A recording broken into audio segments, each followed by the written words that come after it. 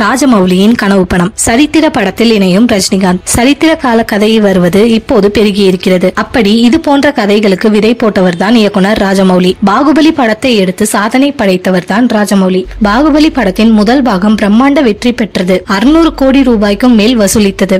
அதே போல் அந்த படத்தின் இரண்டாம் பாகமும் 1800 கோடி ரூபாய்க்கும் மேல் வசூலித்தது. ஒவ்வொரு காட்சியையும் படு பிரம்மாண்டமாக படமாக்கியிருந்தார் ராஜமௌலி. இதன் காரணமாக படத்தின் நாயகன் பிரபாஸ் இப்போது ஒரு பேன் இந்தியா ஆர்டிஸ்டாக வலம் வந்து கொண்டிருக்கிறார். இயக்குனர் ராஜமௌலியின் கற்பனை திறனுக்கு ஈடு இணை இல்லை.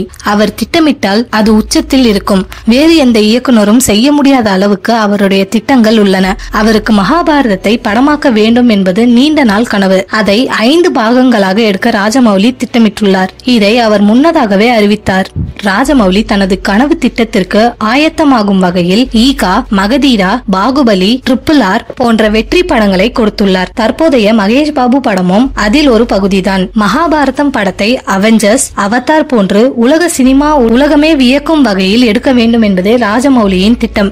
இந்த படத்தில் முக்கிய கதாபாத்திரத்தில் ரஜினி நடிக்க வாய்ப்பிருக்கிறதாம். இந்திய அளவில் பல ஹீரோக்களை இணைந்து மகாபாரதம் உருவாகும் என எதிர்பார்க்கப்படுகிறது. சூப்பர் ஸ்டார் ரஜினிகாந்த் இணைவது உறுதி என்றால் ராஜமௌலி ரஜினி படத்திற்கான வரவேற்பு உலக அளவில் எப்படி இருக்கும் சொல்லவே வேண்டியதில்லை. படத்தின் பட்ஜெட்டும் மிக பிரம்மாண்டமாக இருக்கும் என்பதில் சந்தேகமில்லை.